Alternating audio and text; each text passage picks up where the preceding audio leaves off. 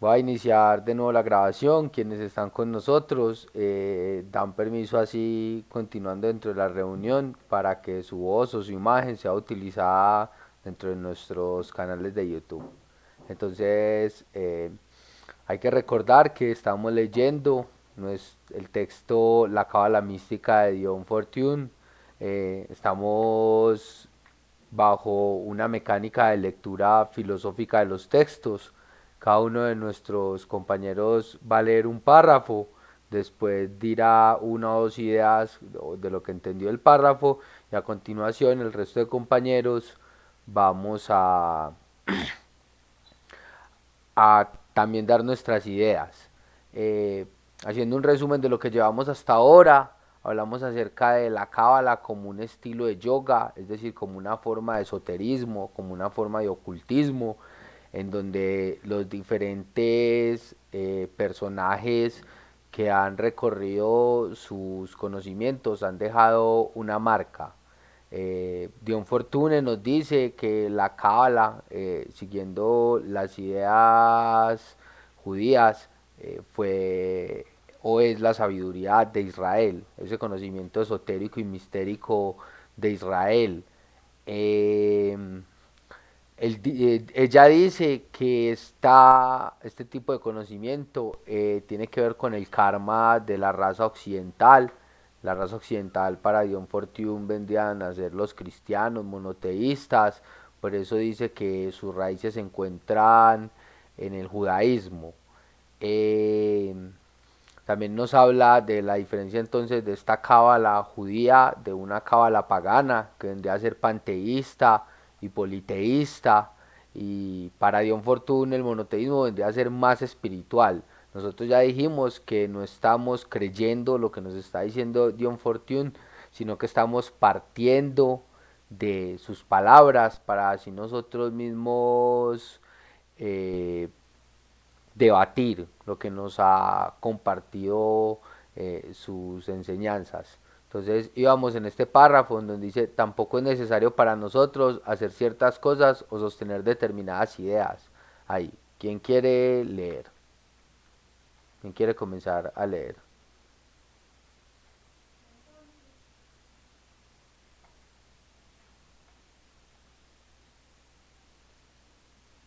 Hola. Sí, yo nada más me recuerdas en qué párrafo nos quedamos, porque no me acuerdo. Creo que nos quedamos en el penúltimo de la página 3, ¿no? Tampoco es necesario. Eso, ese ahí, el párrafo 7 que es el penúltimo de la página 3. Es- ok, tampoco es necesario para nosotros hacer ciertas cosas o sostener determinadas ideas, porque los rabís que vivieron antes de Cristo hayan tenido ciertos puntos de vista. El mundo ha seguido su marcha desde entonces y nos encontramos bajo una nueva dispensación.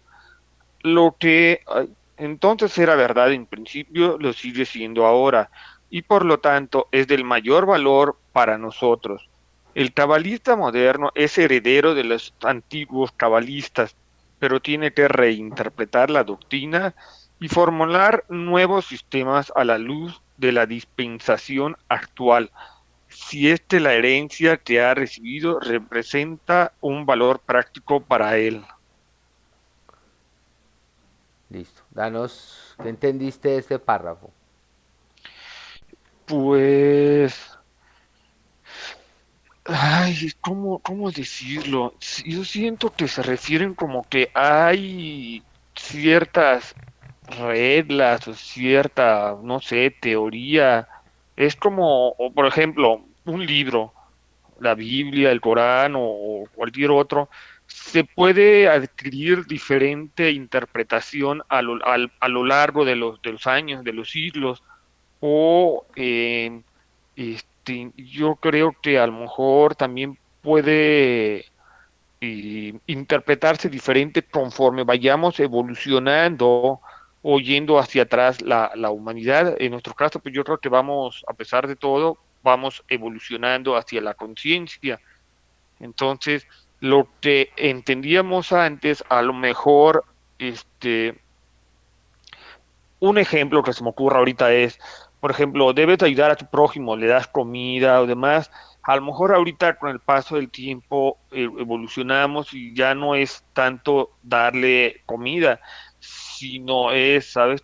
Permitirte que tu prójimo o la otra persona viva su vida con sus tropezones y demás, y como estar ahí para esa persona, o sea, no te importe lo que le pasa a la otra persona, sino respetar sus tiempos, su espacio y su aprendizaje. Bueno, así es como lo entiendo yo.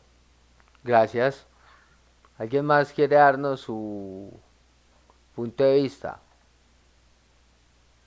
Sara, Sergio, Gabriel, ¿Sí Yasmín. me escucharon? Sí, sí. Hola, ¿cómo están? Saludos profundos para todos y todas. Bueno, me gustó mucho la interpretación que nos dio David. Claro, te escuchamos. Creo que habla precisamente de que los conocimientos no pueden ser estáticos en el tiempo, sino que hacen parte de un ejercicio de repensamiento. Por eso la filosofía en los libros en sí misma está muerta, sino hasta que puede llegar a ser reinterpretada de manera útil en el presente. Entonces creo, no sé por qué me lleva al yo, ¿cierto? A que cada eslabón debe ser tan fuerte como la cadena misma y que el reejercicio del cabalista moderno es reinterpretar la doctrina para formular nuevos sistemas que permitan seguir en el trasegar de los tiempos. El libro de las mutaciones, el I Ching, habla precisamente de eso, que nada es invariable, todo está en constante movimiento y ese es el principio. Y sabemos que el Tao no puede ser mencionado, pero probablemente es el acontecer de todo a la vez, lo que permite tener una lectura, lo que permite la evolución de los mundos y de los tejidos. Y al cabalista se le permite una lectura cuando también hace una interpretación que se mueve conforme el principio de mutación se manifiesta en las realidades.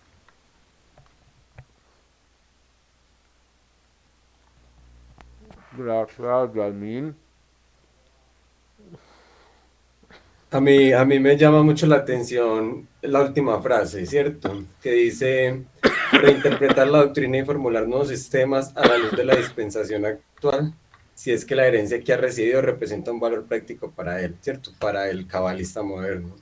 Me llama mucho la atención porque lo que hace ahí, me parece a mí, es reforzar la forma o lo que plantea cuando inicia el párrafo, ¿cierto? Y es que el mundo sigue, y si el mundo sigue, significa que hay cambios, ¿cierto? Habrán cosas que habrán cambiado y que eso hará que se varíe la interpretación que el practicante haga de esa fuente, ¿cómo es que ya lo plantea al principio? La fuente madre de la tradición, de la cual brota la tradición. Entonces me parece muy interesante porque pues es eso, es como reinterpretamos eso a la luz de la experiencia personal, ¿cierto? De la ubicación que hacemos en el mundo y en el tiempo.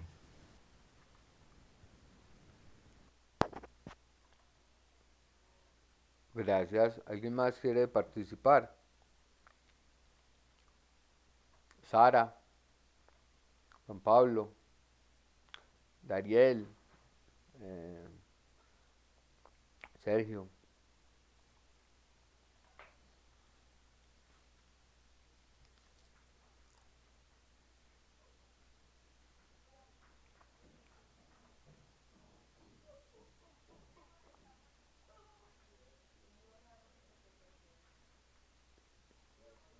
Bueno, como entonces ya no quieren participar, yo voy a dar mi interpretación. Para mí, el centro de este párrafo está en la palabra dispensación. Ahí John Fortune está hablando de lo que Aleister Crowley llamaría el eón, ¿cierto? Los conocimientos de un eón no van a ser nunca iguales a los conocimientos de otro eón. Por eón vamos a entender el espíritu de una época, ya sea eones grandes como los que planteaba Aleister Crowley, el eón de Isis donde el matriarcado gobernó el mundo, el eón de Horus donde el dios moribundo gobernó el mundo, o el eón perdón, el león de Osiris, donde el dios moribundo gobernó el mundo, o el león de Horus, que vendría a ser la época del dios como hombre, sino también la idea de ese espíritu de la época de cada década o de cada siglo, ¿cierto? Entonces el espíritu de la época del Renacimiento no es el mismo espíritu de la época de la Ilustración, aunque uno surja del otro, ni tampoco es el mismo espíritu de la época y el lugar de los indígenas, digamos durante el 2000 antes de Cristo, que lo que fue ese mismo espíritu de la época en Egipto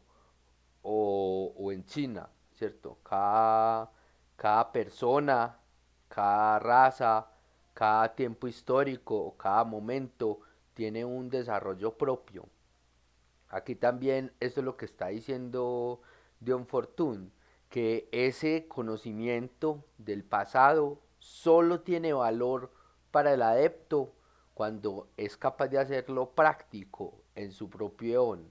Es decir, cuando entiende cómo se mueven las corrientes de su época y a partir de eso logra darle un valor para él mismo, darle un conocimiento que le permita desarrollar sus propias ideas, sus propias teorías. Entonces eso es como de lo que se está hablando aquí en este párrafo. ¿Alguien más tiene alguna otra idea? Yo tengo una pregunta, por ejemplo, esa idea de eones, de dispensación, se podría también comparar con la idea que plantea la astrología de eras, pues no la astrología, algunos corrientes de la astrología como eras. Es que es precisamente eso lo que se está hablando ahí con lo de León, las eras. Por ejemplo, la era de Osiris fue gobernado por Pisces. Y si nosotros vemos el símbolo de Jesús es un pez. Y la palabra Ichthys en griego, que significa pez, también quería decir y esos Cristos, etcétera. Que era como Jesucristo Rey, Hijo de Dios, ¿cierto? Que es la abreviación de las palabras de este nombre en griego y que a la vez que ustedes pueden ver eh, hoy en día se ve el pescadito con el nombre de Jesús en él, ¿cierto? Entonces eso tiene que ver con que Jesús, como es el dios moribundo, que está con el león de Osiris, entonces se representa en Pisces, que es el pez. Sí, entonces tiene que ver con eso. ¿Alguien tiene alguna otra duda, otra interpretación o continuamos la lectura?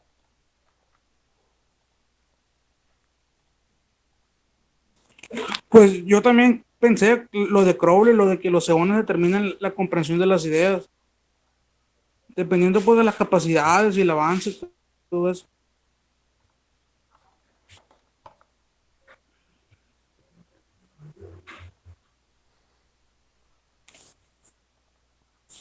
Gracias. Sara, ¿nos quiere leer el siguiente párrafo?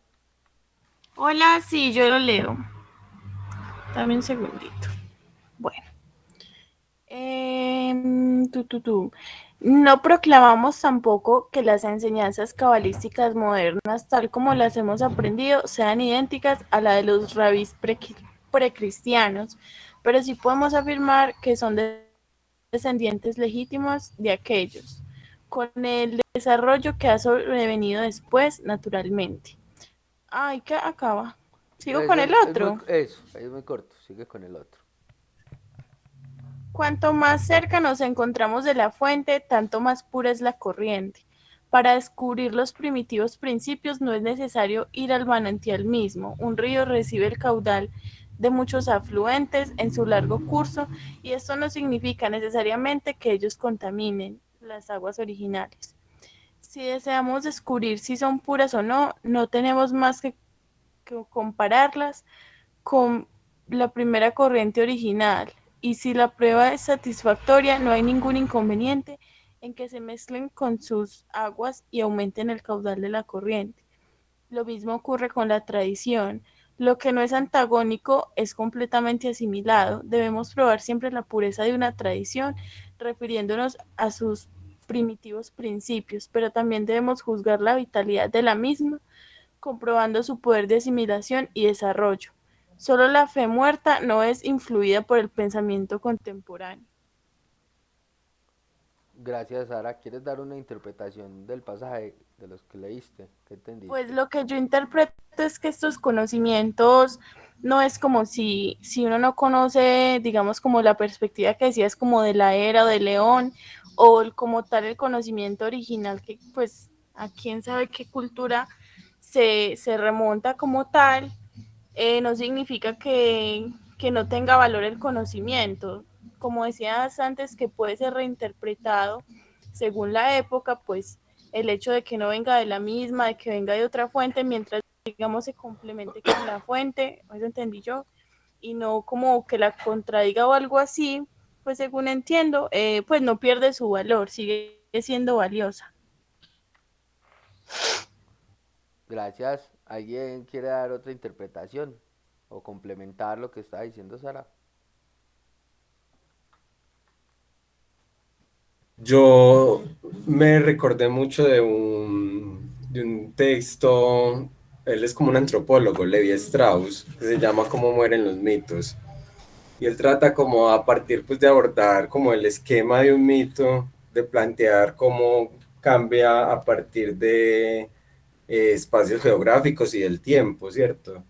Y cambia, pero conserva como la misma estructura central. Me acuerda mucho pues esto que plantea John Fortune en el texto, porque ya dice, bueno, por mucho que pase el tiempo y cambie la doctrina, por decirlo así, sigue bebiendo de la misma fuente, ¿cierto? Pues porque en última somos como hijos de los mismos tiempos, de lo mismo, sí. A eso me hace pensar. Gracias, mago Gabriel. ¿Alguien más tiene algún punto de vista para complementar o otras ideas diferentes?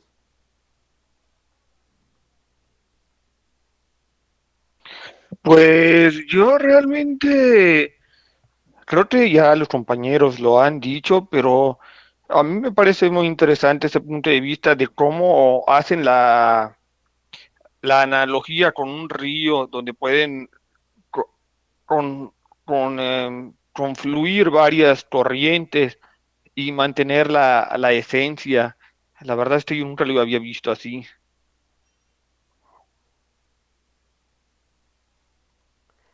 De hecho, en esa idea para mí es donde gira el centro de este párrafo, ¿cierto? Antes de dar yo mi interpretación, ¿alguien más quiere dar sus ideas o así ya prosigo yo? Bueno, yo tengo algunos problemas con las denominaciones de la fuente, el origen, como un único lugar donde se centra la verdad de las cosas, porque creo pues que seguimos estando permeados por nuestra capacidad de adquirir el saber que es del ser humano. Entonces, ahí me deja pues, no por estar en disonancia de lo que dice el párrafo, sino que más bien me genera mucho cuestionamiento esas corrientes originales. Más si rescato mucho el mestizaje, tengo que encontrar otra palabra para el encuentro de los saberes, ¿cierto? Como reconoce que si están en confluencia, lo que hacen es que siguen alimentando el saber. Entonces, también pues por mi herencia del territorio donde habito, soy, y por la época en la que vivo, que es la globalización, soy hija de muchos conocimientos orientales, de conocimientos egipcios, de conocimientos autóctonos y aborígenes, y todos han alimentado el caudal de esta corriente. Entonces, bueno, qué bonito eso de que se encuentren los saberes y que no nos alimentamos de una sola fuente. Gracias, Yasmín. Eh, Ahí es donde yo pienso, ¿cierto? Y analizo con pinzas este tipo de autores o autoras, porque como ella ya lo dijo, su propósito es el monoteísmo, ¿cierto? Ella está nacida dentro de esa corriente cristiana que quizá ninguno de acá lo seamos, pero ella sí, entonces por eso también está diciendo que no es simplemente leer a la autora e interpretarla, sino también dar nuestras perspectivas, porque ahí es donde yo encuentro el quid del asunto. En este caso, la palabra pureza, ¿cierto? Una pureza, la pureza de un conocimiento no tiene que ver con que el conocimiento no haya cambiado desde el pasado hasta el día de hoy, que esa transmisión del conocimiento se haya dado literalmente como fue en un pasado, porque eso es imposible. El tiempo se lo consume todo, los escribas, como dice Jeremías 8:8, son tramposos y cambian las palabras de acuerdo a sus propias ideologías. Es más, ni siquiera en un mismo lugar geográfico y en una misma época histórica los autores están de acuerdo con los mitos. Vamos, digamos, a la mitología griega, ¿cierto? En la mitología griega tenemos una teogonía como la de Siodo, que es diferente a la de Homero, y autores posteriores incluso contradicen estos dos autores que, y dan sus propios mitos, como Píndaro, que en muchos de sus textos dicen, los poetas del pasado dijeron muchas mentiras, pero en realidad ocurrió esto. Eso no quita la pureza del conocimiento, sino que enriquece esas corrientes, le da más alimento, le da otros tipos de sedimentos, trae con ellos rocas nuevas, ramas, animales. Las corrientes están cambiando constantemente. Ahí, yendo de nuevo a los griegos, Heráclito decía que nosotros no nos bañamos dos veces con las mismas aguas del río.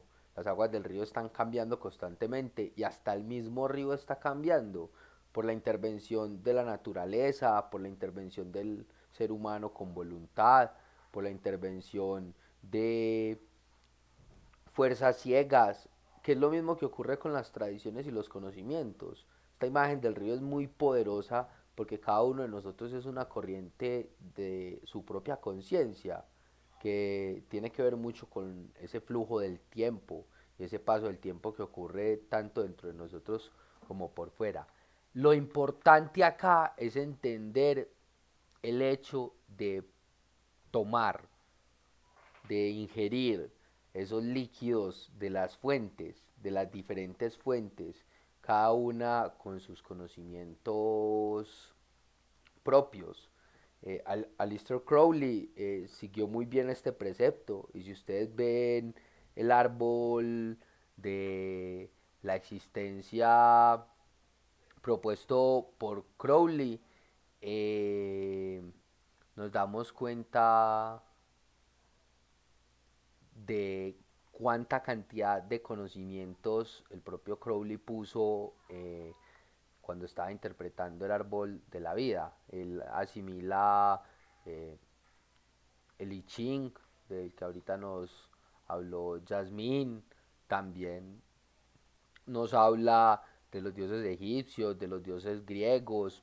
El Liber 777 de Aleister Crowley es precisamente esa comparación de las diferentes mitologías a partir de ciertos arquetipos. Entonces, aquí ya con la cábala, para ir entrando en por qué Dion Fortune está hablando de esto, tiene que ver con que el árbol de la vida y esta tradición de la que los ocultistas hablan es precisamente la forma de los arquetipos, ¿cierto?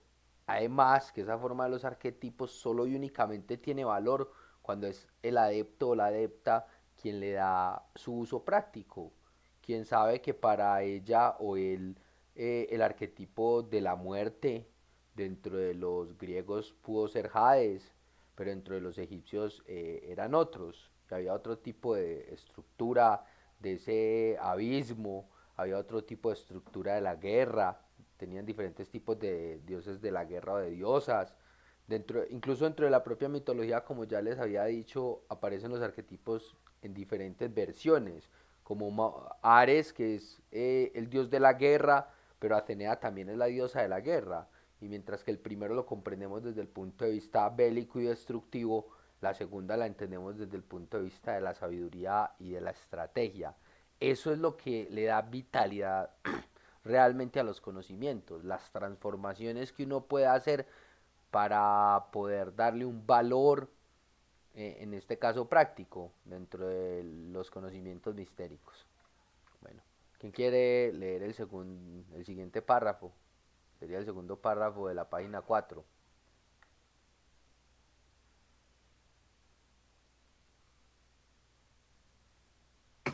A ver, yo acompaño la lectura. Desde la corriente original, ¿cierto? Sí, ahí vamos. La corriente original del misticismo hebreo ha recibido muchísimos afluentes. Veamos su culminación entre los adoradores nómadas de los astros de la antigua Caldea, donde Abraham, en una tienda rodeada por sus rebaños, oyó la voz de Dios. Pero el mismo Abraham tiene un segundo plano nebuloso en donde se vislumbran vastas formaciones.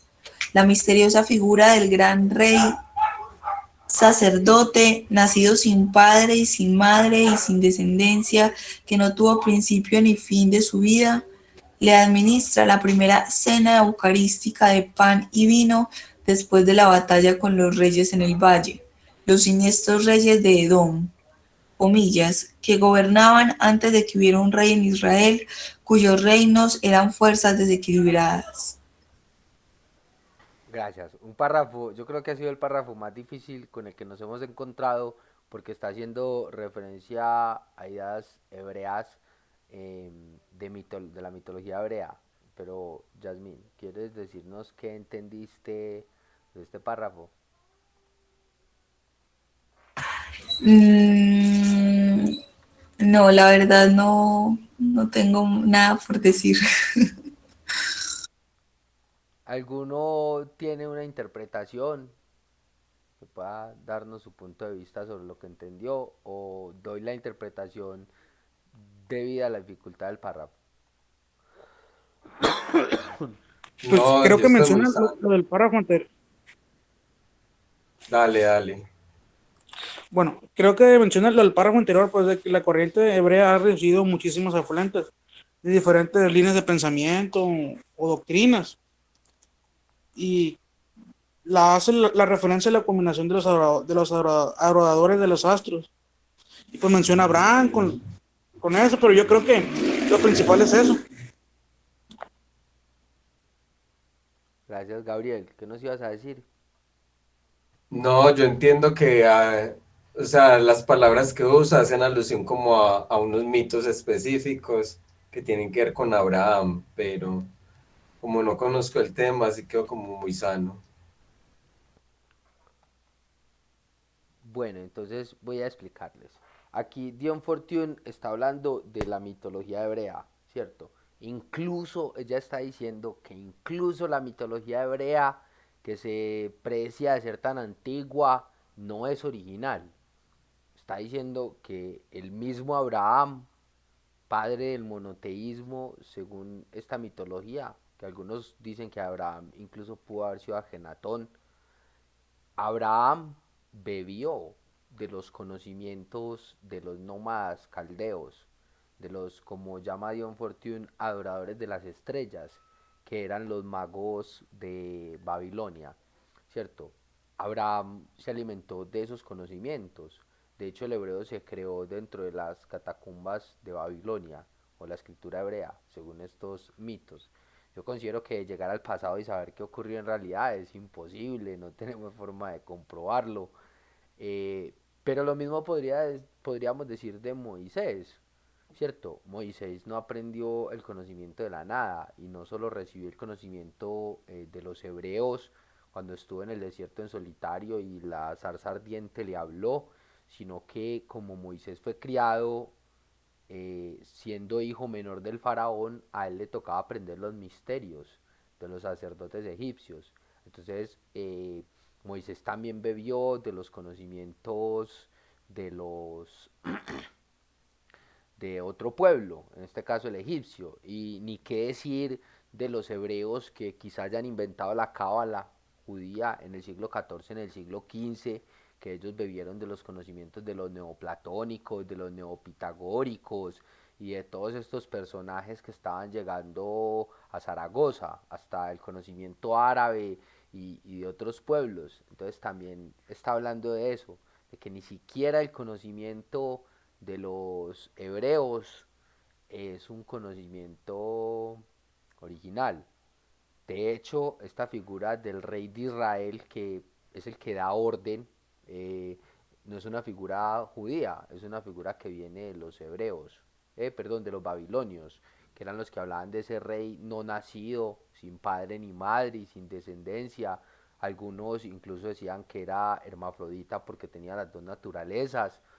Ahora bien, también está hablando de los reyes de Edom. Los reyes de Edom eran los que gobernaban todo el territorio de Israel antes de la llegada de los judíos. Entonces los judíos dicen que estos reyes eran, así justificando la masacre, que estos reyes eran desordenados, desequilibrados, incluso dicen que eran malos, que eran tiránicos, y los judíos llegaron a salvar el territorio. Entonces aquí también se juega con esas mitologías en donde se mezclan diferentes ideas. La divinidad Lilith, tan conocida dentro de la cábala y el ocultismo por ser la primera pareja de Adán, es un personaje de la mitología babilonia. Leviatán, el nombre hebreo es nada más y nada menos que la diosa babilonia de la creación Tiamat, ambas serpientes de la sabiduría habitando en los abismos, salvo que en el caso judío, como es la mitología de este pueblo, entonces es una fuerza sometida a su divinidad. Todos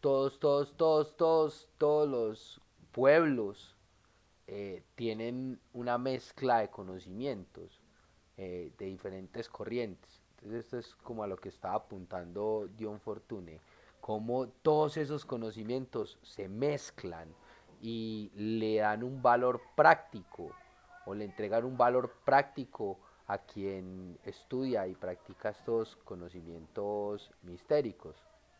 Esa es la interpretación de este párrafo, un poco difícil, sino que ahí lo que se debe comprender es, por un lado, el mito, que está hablando de los reyes de Edom, está hablando de este rey sin descendencia, no nacido.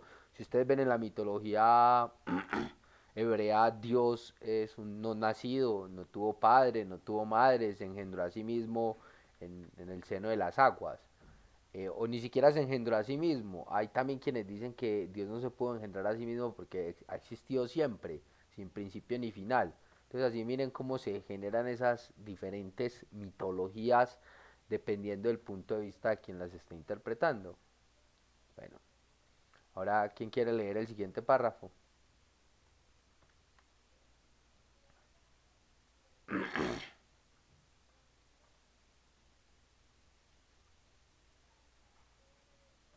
Yo lo leo, hermano.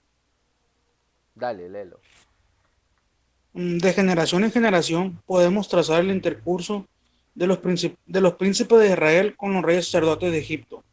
Abraham y Jacob fueron allí, José y Moisés. Estuvieron íntimamente asociados con la corte de los adeptos reales. Cuando leemos que Salomón se dirigió a Hiram, rey de Tiro, pidiéndole hombres y materiales y que Daniel fue educado en los palacios de Babilonia, pensamos que también de que los famosos misterios de Tiro deben haber sido accesibles a los iluminados hebreos.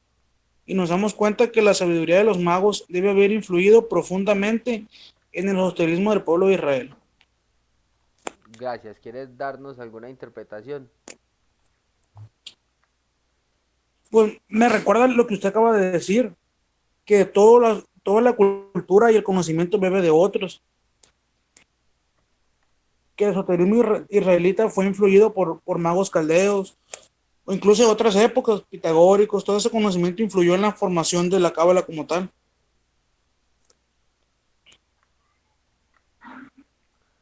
Gracias, compañero Hermago Sergio. ¿Alguien más quiere darnos ¿Alguna otra idea que haya tomado en este párrafo?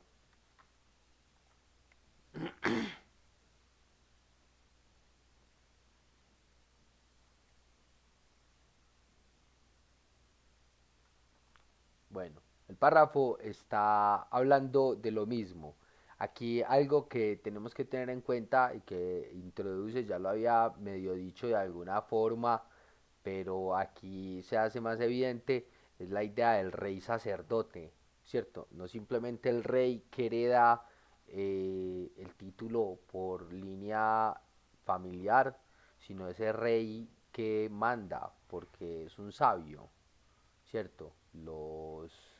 Los antiguos indígenas de este territorio, su máxima figura de autoridad no eran los caciques, eso ocurrió después de la llegada de los cristianos, sino que la máxima figura de autoridad eran los chamanes, que podrían ser comparados con estos reyes sacerdotes de los egipcios o de los hebreos, porque ellos eran los que tenían ese conocimiento esotérico, ese conocimiento místico, y a partir de esa sabiduría y de ese vínculo con el plano de los espíritus es que ellos gobernaban.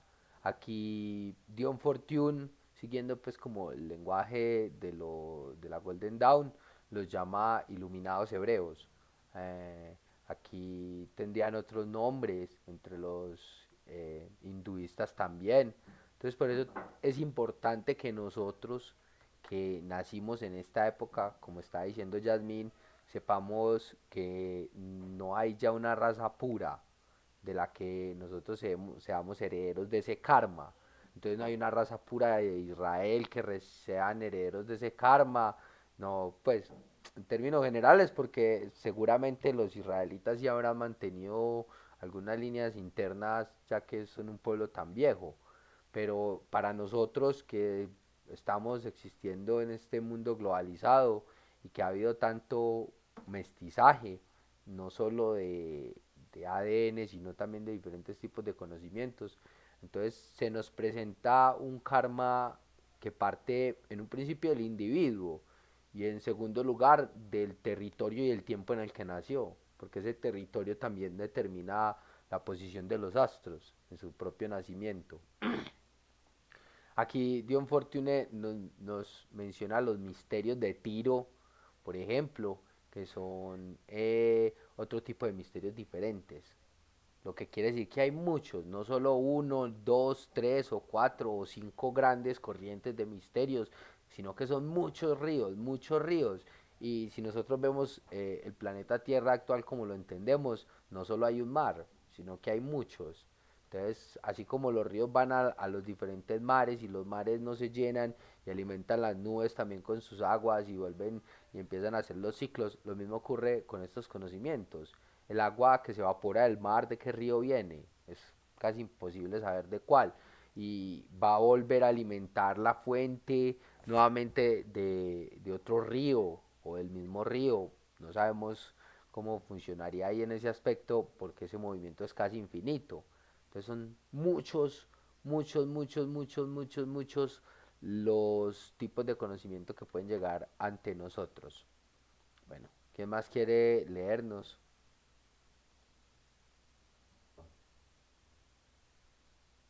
Yo leo.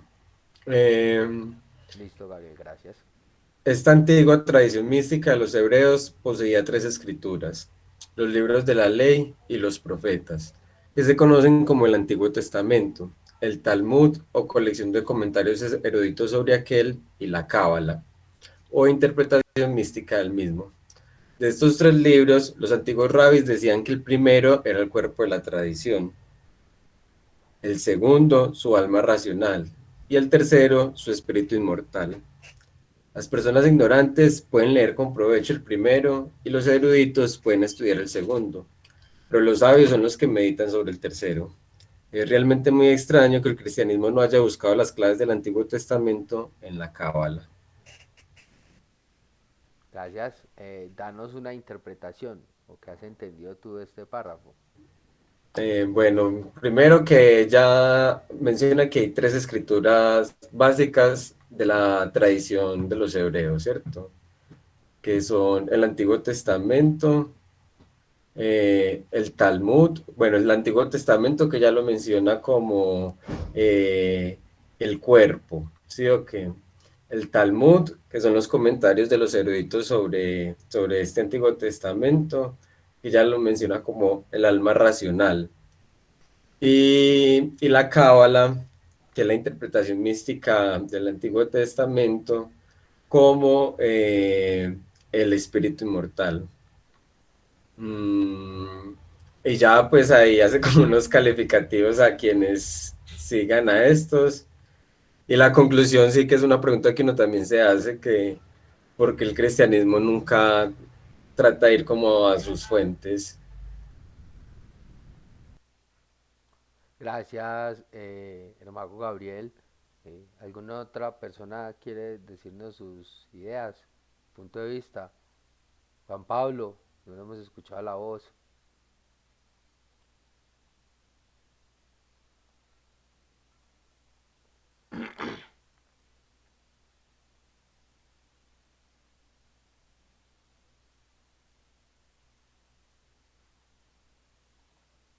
Hola.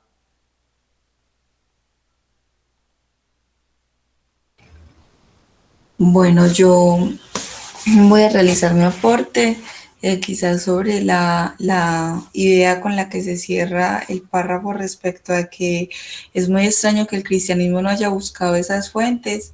Probablemente pues las élites que han estado eh, custodiando ese tipo de conocimientos sí lo han tenido, pero han fomentado el caudillismo y no han hecho de conocimiento de pálpito o de púlpito, eh, estos secretos. Por eso es cierto, se le llama ocultismo. Igual inclusive los cristianos que caminan la corriente mistérica son tachados de herejes por los cristianos ortodoxos. Entonces, hay varias corrientes, algunas sí reconocen sus orígenes, otras lo ocultan para fomentar más como estas actitudes más mesiánicas y más dependientes de todo el inconsciente colectivo que se ha alimentado el cristianismo en los últimos 500 años o más. Gracias. ¿Alguien más quiere decirnos sus ideas? Sara, Dariel, Gabriel, David. Gracias.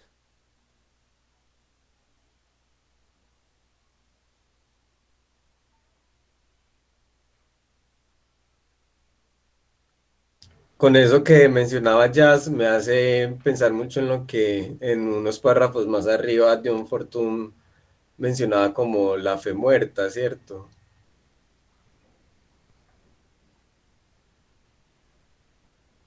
¿Por qué?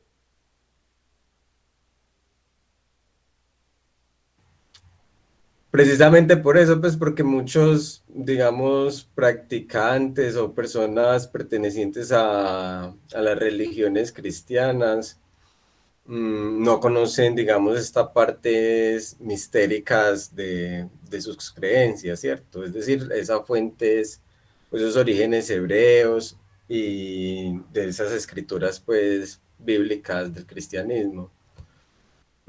Que seguramente estarán unos cuantos, ¿cierto? Seguramente yo me imagino que algunos sacerdotes se acercarán a eso a partir de sus estudios teológicos y demás, y en las, y en, y en las altas partes pues, de las jerarquías de la iglesia. Pero el resto de gente, pues el resto de miles de personas que habitan en nuestros países, en este mundo, que practican el cristianismo, no conocen eso. O ni siquiera se preguntan muchas veces por esa interpretación mística de sus textos bíblicos. Entonces termina siendo una fe muerta, porque es una fe que no se recrea en la experiencia y en la reinterpretación, ¿cierto? Muchas Gracias. gracias. Gracias, compañero Hermago Gabriel. Bueno, en este párrafo, bueno, Perdón, yo tengo una duda. ¿A qué cláusula final del Padre Nuestro se refieren con que es cabalismo puro? Bueno, el Padre Es que no Nuestro. recuerdo. Estás en el cielo, Adán. A ver, Padre Nuestro, estás en el cielo, santificado sea tu nombre, eres tu voluntad en la tierra como en el cielo. Danos un pan de cada día, no debes caer en la tentación y líbranos del mal. Amén. ¿Es librarnos del mal? A esta eh, parte se refieren con lo cabalismo puro. ¿Por qué estás haciendo esa pregunta? Pues eso todavía no apareció aquí en lo que hemos estado leyendo, pero coméntanos de dónde traes la pregunta. Ujú. Es el párrafo que sigue. Bueno, no, esperemos a que lleguemos a ese párrafo que es como la interpretación para darlo ahí, ¿cierto? En este párrafo en el que nosotros estamos, eh, está hablando de los tres textos, no solo de los hebreos, sino de las tres formas de transmisión de textos eh, que se conocen, ¿cierto? Dentro de las religiones. El primer tipo de conocimiento es lo que se llama exoterismo, es decir, los conocimientos para el pueblo y para las personas que por lo general su fe es muerta. En este caso de los hebreos sería el Antiguo Testamento, en este caso de los cristianos sería el Nuevo Testamento, entre los hinduistas el Bhagavad Gita, y así podemos encontrar como un texto donde se narra la mitología, entre los griegos la teogonía de Hesíodo, entre los egipcios los textos de la creación, y así. Eso es un tipo de corriente, ¿cierto? El otro tipo de corrientes de textos importantes son los comentarios. Hmm, Yo no sé cómo hubiéramos podido interpretar a los griegos, a los egipcios, a los chinos y al resto de gente en el planeta si no hubiera comentaristas. La mayoría de traducciones que uno encuentra están llenas de comentarios para poder explicar la decisión que tomó el traductor de elegir esta palabra o esta otra. Hay muchos intérpretes que nos permiten acercarnos a palabras extrañas que podrían haber sido escritas hasta cifradas. Y lo otro es este conocimiento cabalístico que tiene que ver con el uso ritual y mágico. Eh, los cristianos ortodoxos, como nos decía ahorita Yasmín, prohibieron todo uso esotérico porque para los cristianos radicales, así como para los judíos radicales, practicar magia es un pecado. De hecho, en la Biblia dice que lo que más detesta a Dios, aparte de los fornicarios y los sodomitas, es a los magos y a los adivinadores del destino, porque supuestamente Dios es el único que puede saber qué es lo que va a ocurrir. Entonces, de eso nos está hablando aquí este párrafo, de que es importante no solo conocer el conocimiento de la ley, el conocimiento de explícito, sino también los comentarios que nos permiten interpretar mejor esos conocimientos y a la vez su valor práctico dentro de la magia. La Talmud son comentarios a la Biblia que también tienen interpretaciones esotéricas, que también tienen interpretaciones cabalísticas. Entonces es como importante siempre tener en cuenta de cuál de estas fuentes estamos bebiendo. Si estamos bebiendo de la fuente literal, si estamos bebiendo esos comentarios que nos permiten entender las fuentes literales, o si estamos bebiendo de los conocimientos interpretados ya. Eh, los cabalistas no dejan de leer la Biblia y no consideran que el Antiguo Testamento no sea cábala, sino que consideran que hay una forma cabalística de leer este Antiguo Testamento, y toda la interpretación de la cábala tiene que estar sustentada en este Antiguo Testamento, en la Torá y en los demás libros hebreos. Listo. Entonces, compañero David, si quieres nos lees este párrafo ya que te llamó tanto la atención. Según yo, es el párrafo en los días de nuestro Señor existían Ese es tres el que escuelas. sigue. ¿Es ese? Ese es el que sigue, sí. Ok, en los días de nuestro Señor existen tres escuelas de pensamiento religioso en Palestina: los fariseos y saduceos. de los que se habla frecuentemente en los evangelios, y los esenios a los que nunca se hace referencia. La tradición esotérica afirma que el niño Jesús, Ben José, cuando fue reconocido en todo su valor por los eruditos doctores de la ley, que le, que le oyeron hablar en el templo a la edad de 12 años, fue enviado por ellos a la comunidad de los esenios, próxima al Mar Muerto, para ser educado según la tradición mística de Israel, donde quedó hasta que fue a Juan para ser bautizado en el Jordán. Antes de comenzar su misión, a la edad de 30 años, sea como fuere, el hecho es que la cláusula final del Padre Nuestro es cabalismo puro.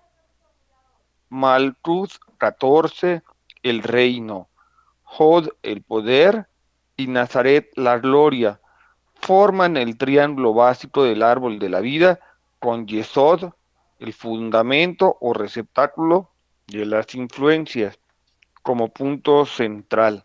El que formuló esa oración conocía la cábala. Pues creo que me quedé en las mismas. No sé a qué se refieren con la parte de la cláusula final es cabalismo puro. El que formuló esa oración conocía la cábala.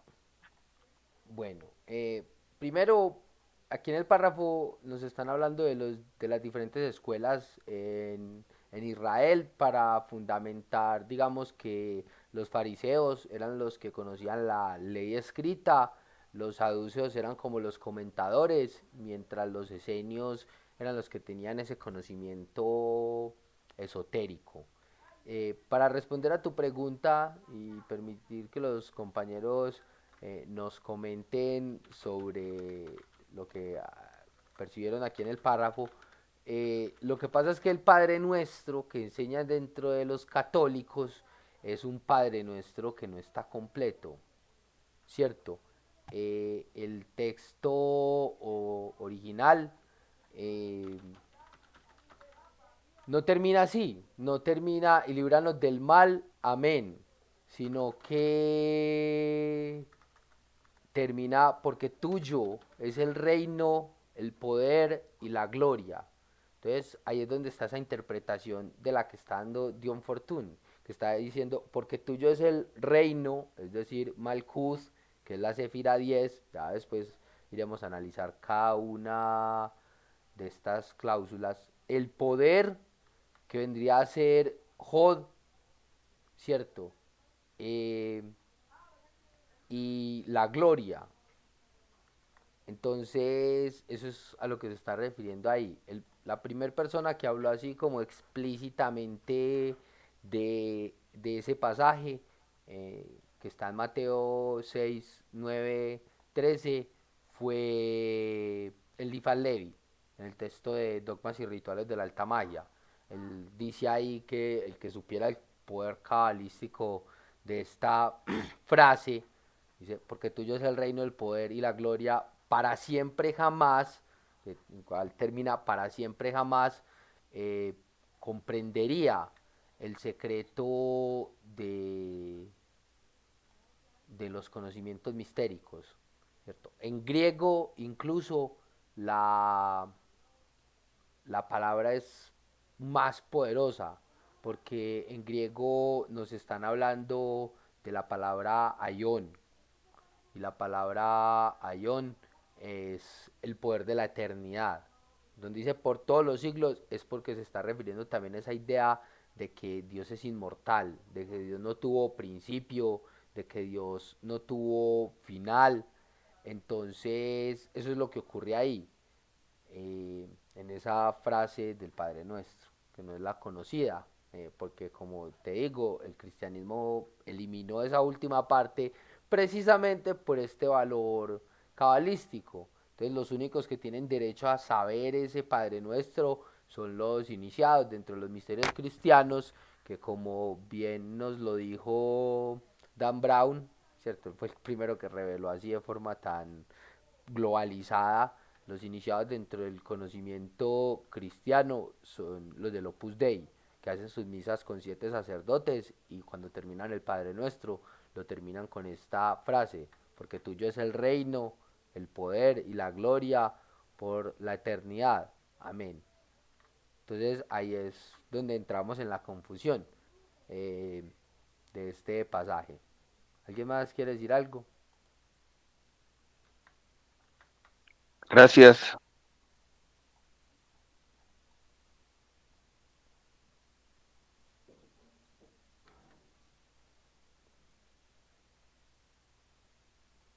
Bueno, ya casi vamos a terminar la clase. Yo las estoy dando en esta cantidad de tiempo. Uno, porque es mucha información la que absorbemos. Dos, es importante que la reflexionemos.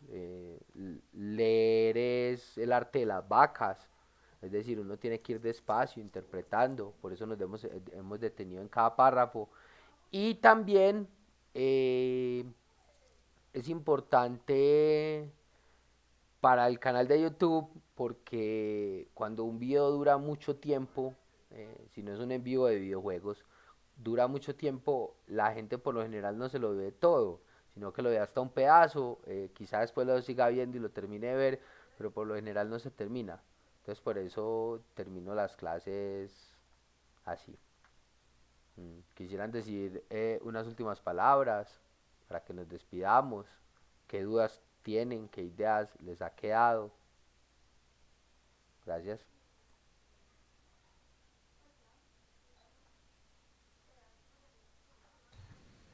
Yo pensaba que, por ejemplo, podríamos entender esa fuente originaria o primordial, no me acuerdo bien cuáles son las palabras que usa Dion Fortune, pero bueno, sí, esa idea de la fuente original, no tanto entonces como la tradición hebrea o la tradición egipcia o la tradición mesoamericana o andina, sino que podríamos también entender la fuente un poco como esa memoria o conciencia de la especie humana, ¿cierto? Que está ahí guardada en algún lugar al que accedemos a través de nuestra mente, pienso.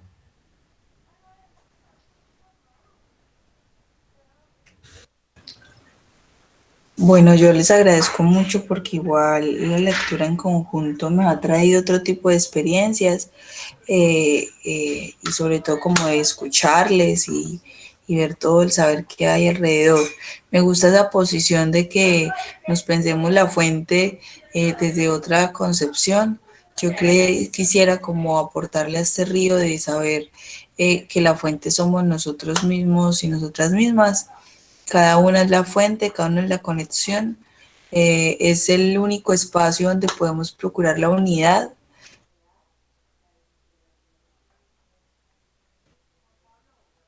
la cultura para desarraigarnos, también para descolocarnos de nuestro poder ancestral y recordar pues todo lo que podemos hacer por tan antiguos y viejos y cuchas que estamos en el hacer de los tiempos. Entonces, bueno, muchas gracias.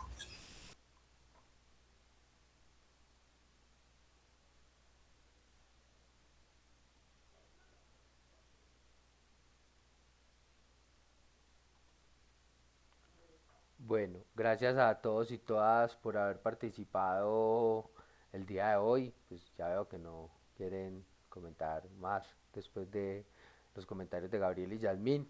Y es cierto, la única fuente original somos nosotros mismos. Como decía en el oráculo de Delfos, conócete a ti mismo y conocerás a tu divinidad, a, a ti mismo como divinidad, porque igual el alma ha existido eternamente y seguirá existiendo después de haberse desencarnado de este cuerpo actual.